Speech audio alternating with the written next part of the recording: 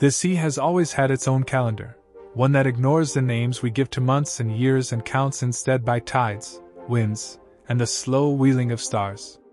Along its edges in the 19th century, where headlands met surf and reefs lay hidden beneath gray water, towers of stone and iron kept their patient watch. In those towers lived men who practiced a quiet craft.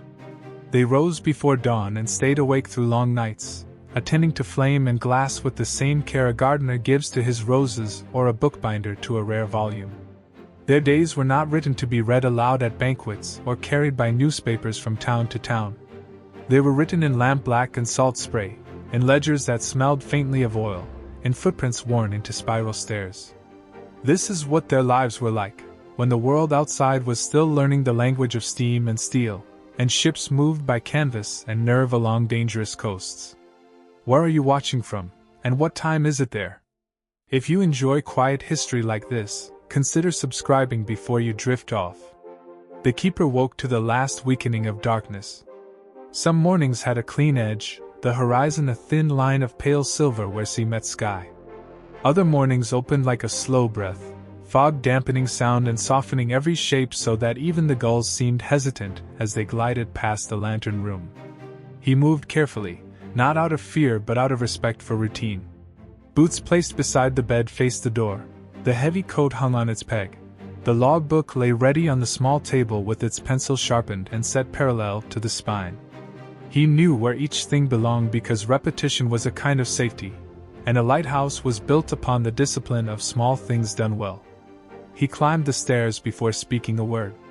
Each step gave a dull note under his weight, the sound hollow and reassuring, like a drum keeping time. The inside of the tower was cool, and the air held the faint iron scent of the rails, the warmer hint of oil from the lamp above, and the constant breath of the sea that found its way in through shutters and seams. In the lantern room a film of soot would have risen overnight, a shadow on the glass that only the keeper could see, because his eye had been trained by practice to notice it. He drew a cloth from a tin, folded it over 2 fingers, and wiped along each pane with slow, circular passes, pausing to trace the joints where salt could gather and where a bead of moisture might swell into a drop that distorted the beam. Work like this didn't need an audience. It needed patience, a steady hand, and a memory for which corner had been done and which was next. He trimmed the wick as the clock would say it was time to do so, though he often worked by the light of the sky, not the machine. The flame fluttered and then steadied into a clean, even tongue of light. He looked at it as a farmer looks at a healthy seedling. The Fresnel lens, with its polished brass frame, multiplied that small brightness and sent it out in a soft band across the gray. He knew the lens as a tailor knows the cut of a good coat. It had seams that were not seams, prisms that caught light as a harp catches notes, and a rhythm in its turning that could be felt through the soles of his boots.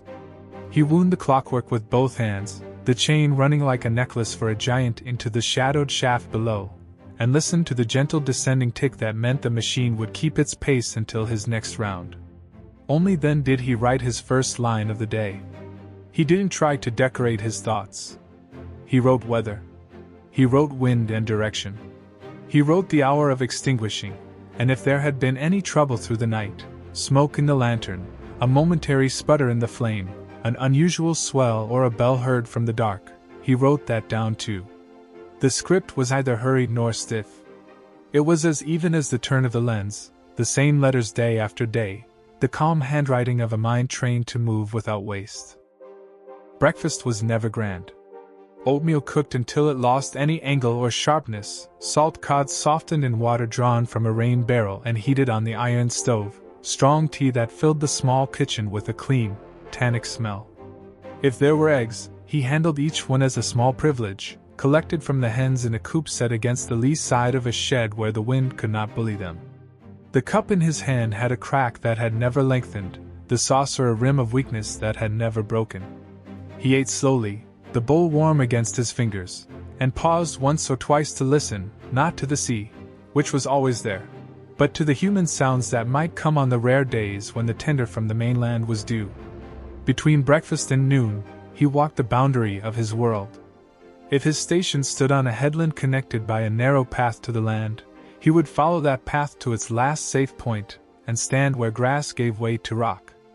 If his tower rose from a low island, he would circle it with steps learned by heart, so practiced that he could stop with his toes exactly at the edge where lichens changed color as salt spray reached them. On calm days he carried a small hammer to tap a flake of rust from a hinge, or a scab of old paint from a railing. On days when wind made the grasses bow as if they were all turning to look at something important, he walked with both hands in his coat and watched for anything out of place, a crack widened by winter, a storm-tossed beam that had lodged near the landing, a new burrow where foxes or rabbits might try to make a home. His job was not only to keep the lamp but to keep the place, which meant noticing what the place was trying to tell him. If he had a garden, it was a modest rectangle of stubborn green stitched into rock with seaweed and patience. Potatoes made sense because they tolerated cool weather and gave their comfort underground where wind couldn't trouble them. Onions kept well. Cabbage could take a beating and still hold its shape. He fed the soil with what the sea gave back. Kelp gathered from the rack line and rinsed clean in rain, fish bones buried where roots would find them, fine ash from the stove sprinkled like gray snow when it was dry and still. He bent to tie a twig to a stake and felt the weather in his spine as older men do. The garden was not a place to escape work. It was a way to practice another kind of care, to remind the hands what gentleness felt like after a night of iron and flame. When the tender came, it announced itself with oars clapping the water or, later in the century, with the thud of a small engine that reminded him faintly of a pot about to boil.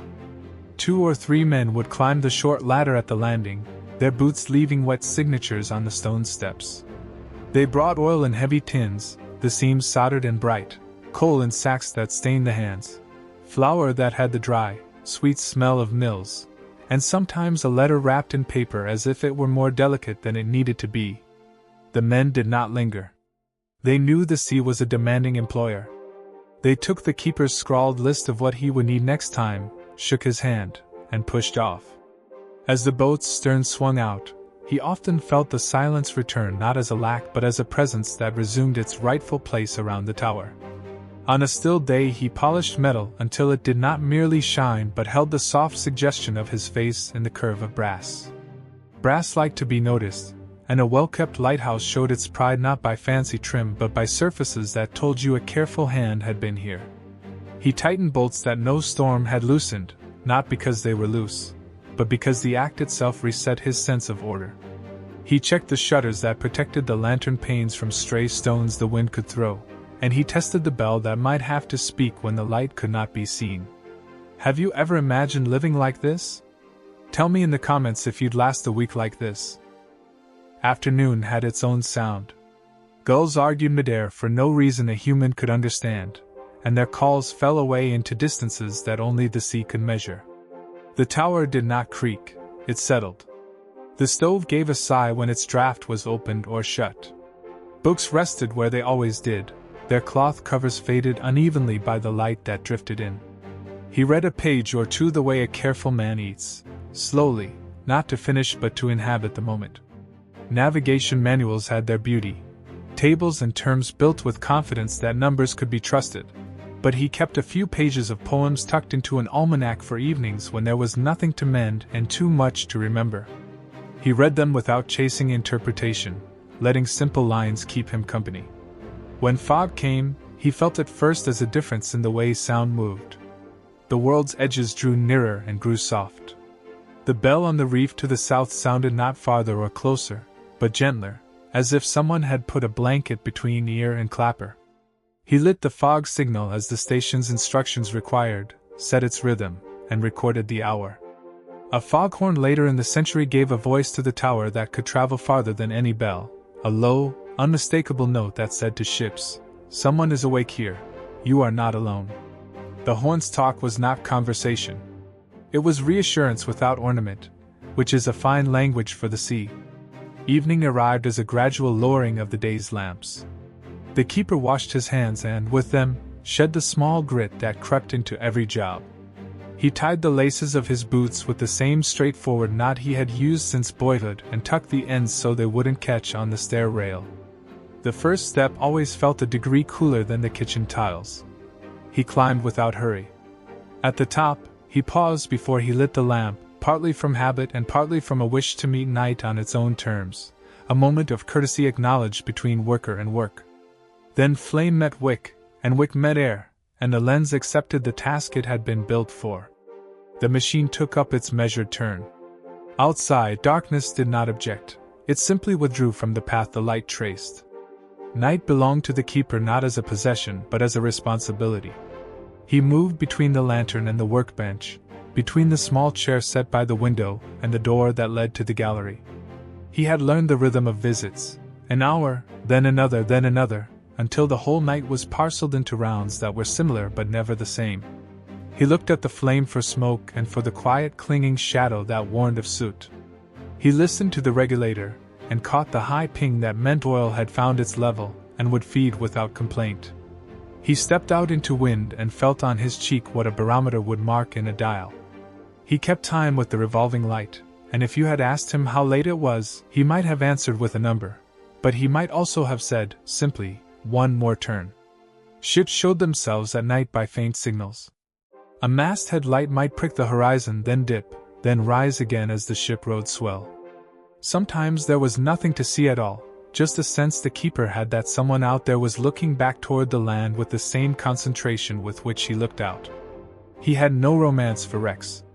He had seen enough broken planks on the rocks at the foot of his cliff to know that the sea did not give back what it took, except in pieces. His hope was to prevent the need for heroics. He liked quiet nights most of all, nights when the lens turned and no one shouted and no bell was struck except the one he set in motion himself. When storms worked their way along the coast, he felt the tower reply under his hand. There is a way a stone structure will lean into wind and then recover, a kind of nod that respects the air's force while refusing to yield to it. The lantern room became a world of its own, water on the glass like handfuls of nails, then smooth sheets, then needles again. A horizon erased and redrawn by lightning that flickered too far away to bring thunder quickly, and through all of it, the steady discipline of the mechanism, weight falling, gears meshing, light returning and returning, as if to say that constancy can be more powerful than noise. He did not think himself brave in those hours. He thought about oil levels, and about glass, and about the simple truth that most things can be managed if they are seen in time. There were families in many stations, and the quiet multiplied rather than diminished when a wife and children shared the keeper's quarters. Children learned without being taught that footsteps should be soft on the stairs after dusk. They learned to tie parcels well against damp. They learned that a storm was not a monster to fear but a neighbor to accommodate with shutters and rope and patience. A wife's skills made the place warmer, not because the rooms grew hotter but because order entered corners the keeper had accepted as drafts. Bread rose in pans that tilted just so on a rack near the stove. Shirts were mended with small stitches that taught humility to anyone who had believed, wrongly, that the world's important actions were always large. When the inspector came, he might find the lens gleaming and the brass shined, but it was often the pantry shelf, tidy, labeled, that told him everything he needed to know about how the station was kept. Supplies marked the weeks more surely than Sunday did. Oil tins lowered into the cellar, their lids marked with the inspector's punch. Flour kept in a bin, its scoop left in the same place every time. Coal stacked so the oldest was used first, because nothing teaches thrift more clearly than a winter gale that lasts a day longer than you expected. When the weather cut the station off for a fortnight, they counted and measured and made do. They watered beans with water saved from washing, and then used the bean water for something else entirely. Because circuits of reuse were a kind of quiet arithmetic everyone here understood. Have you ever imagined waking to wind every morning and finding it odd when it stopped? Tell me in the comments if the steady breath of the coast would calm you or drive you back inland. A keeper's hands were not rough for the sake of roughness. They were tough where rope ran, smooth where brass needed them to be smooth, scarred where a slip years ago had taught a lesson no book could teach. His coat carried the smell of salt that would not wash out, not because it clung in defiance, but because the sea had entered the fibers the way a story enters memory. He had few tools and loved each one for its honesty, a wrench that held and did not argue, a file that answered patience with precision, a hammer whose face had been dressed square and smooth so it would deliver a true blow. He treated tools as neighbors, greeted in the morning and put to bed at night. Rules existed for a reason. The light's characteristic, 2 short flashes every 30 seconds, or a single long sweep that took nearly a minute to complete, was the station's identity, the way a person's voice is. Mariners set their courses by those voices, matching what they saw to a column in a book that guided them along the dark shore. Any failure in that language, any change made by laziness or inattention, could confuse a pilot who was counting in his head and trying to decide whether to trust land or compass. So the keeper kept faith with strangers and never tried to improvise a better method. He did what the book said, not because he lacked imagination, but because imagination had no place in a duty whose strength was consistency. Letters, when they came, were read twice. The first reading returned the writer's voice to the room. The second placed each detail in its place on the map of home. He did not dash off replies. He wrote as he kept the light, plainly and on time. News reached him out of sequence. The world beyond the point could hurry all it liked. Events arrived here by boat, and the weather decided whether the boat arrived at all. He accepted this delay the way a carpenter accepts grain in wood. He worked with it rather than trying to sand it flat. There were lighthouses the keeper had heard of and never seen. He knew their reputations from the circulars and reports. One built like a pillar standing out at sea where waves combed its stones from every direction. Another squat and broad on a marshy shore where winter laid ice around the pilings. Another on a high cliff with a stair carved into the rock that was more like a ritual than a path. He felt kinship with men he would never meet, because they too had stood in the glow of a lantern at 3 in the morning and felt the world contract to flame, glass, and weather. Spring, when it came unevenly.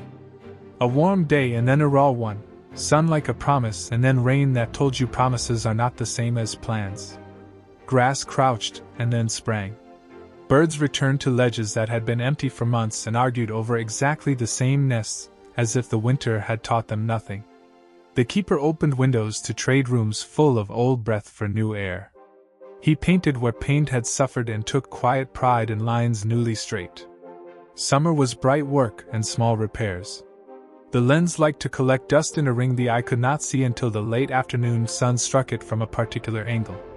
He moved his cloth along the curves until that ring was no longer there, and then wiped once more for the satisfaction of finishing beyond what was required.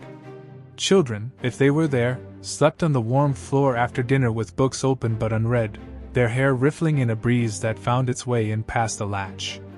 Night arrived later but required the same attention. Leisure never shortened duty, it only changed its context. Autumn had a depth that summer never found. The sea darkened earlier, the wind's taste shifted from salt alone to salt, and something dry and mineral that came from the inland hills. He stacked fuel against the wall with care for how the pile would settle and how easily the next sack could be pulled free with one hand on a night when the other hand had to steady the lamp. He went out before dusk to look at the sky because clouds at that hour tell a different story than clouds at noon. He laid tools where they could be found in the dark. He made sure the lantern's small spare wick was as ready as the one already in service. Preparation was not anxiety, it was courtesy to the future. Winter asked the most and gave, sometimes, the most beauty in return. Glass rime traced the panes and patterns as neat as lace. The sea's skin took on a color he could never name, a deep, almost tender blue that seemed older than the rocks themselves. Snow made the world silent and then, when wind rose, made it louder than rain. He learned to tell the difference between a storm that would break something and a storm that would only shout. On the coldest nights he could feel the tower itself contract, the iron rails a fraction tighter against their posts, the screws in the floor unwilling to turn even if asked. And then, after the long night, dawn arrived as a gift he had earned 1 minute at a time. The inspector's visits folded the station into a larger pattern. He came with a notebook and a hat that held its shape no matter the weather. He asked questions with kindness but wrote answers with exactness. He checked the wick stored in its tin, the cleanliness of the lens, the order of the log, the state of the boats. He looked at the living quarters as well, not to pry but because the law understood that a man who kept his kitchen could keep his lamp. The keeper did not shine things only for inspection. He kept them always as if today might be the day someone looked in. Standards were a shelter one built for oneself. Late in the century, Wires found their way to some stations, bringing telegraph clicks that stitched the coast together with a new thread. Gas mantles appeared in a few places before electricity began its long, careful reach. Each change was introduced with caution and at first made life more complicated rather than less, because new systems asked to be learned and trusted. The keeper accepted them the way he accepted weather. He read the circulars, he practiced, he recorded what happened when conditions were not textbook, and he did not permit novelty to distract him from the basic truths of light, glass, and care. If you enjoy quiet history like this, consider subscribing before you drift off. There were sorrowful days. A hole on its side below the cliff, a name board washed into a notch in the rocks, a crate of oranges rind in pale gold against black kelp. He wrote what he saw without dramatizing it, because some facts need no help to be heavy. He assisted when he could. He knew the difference between rescue and witnessing, and he did not confuse the comfort of action with the truth that not every harm can be prevented by will alone. On the gentler side, there were also days when a small boat waved its oars and a voice called thanks into the wind, and the sound made its invisible way up the stone to find him. He nodded though the men below could not see it. At night, when all tasks had been met and the lens turned without complaint, he sometimes sat with his hands quiet in his lap and let the tower speak to him in its softest language. A lighthouse settles by degrees, wood answering to humidity, metal answering to temperature, joints answering to the very small motions of tide lifting and lowering the rock beneath. These answers were not warnings. They were acknowledgments exchanged between structure and world, the tower saying that it understood its place and intended to hold it. The keeper took comfort from that conversation and found in it the kind of companionship that never argues. He did not think of himself as a hero or as a figure worth painting. He thought of himself as a worker in a necessary trade. But there is dignity in necessary trades, especially those that care for strangers who will never know the names of the hands that help them. When he retired, if he retired, he often chose a house in a town not far from the water. He walked to the shore mornings and evenings and looked out without expecting anything more than the familiar. His sleep kept the rhythm of watches for years afterward, and he would wake once in the night and listen for a sound that would never come again, the deliberate, trustworthy tick of a regulator in a room of glass.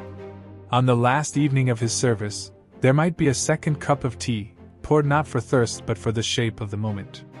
The lantern burned as it always had, and the logbook accepted with its usual calm the notation of hour and weather. He placed the pencil where it had always lain.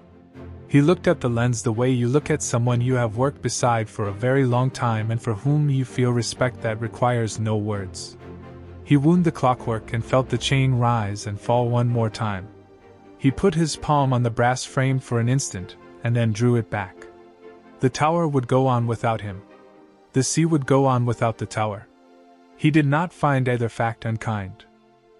So, as you settle yourself and let your breathing find a slow, even pace, imagine the circle of light turning above the dark water.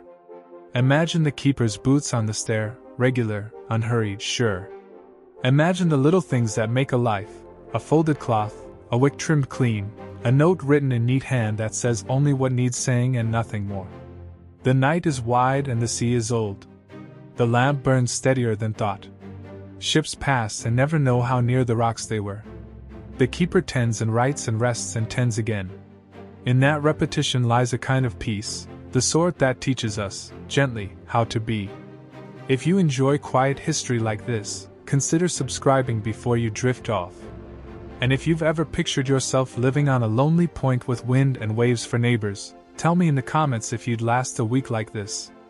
The light turns once more, marking time as softly as a heartbeat, and another quiet night on the coast begins to give way to morning.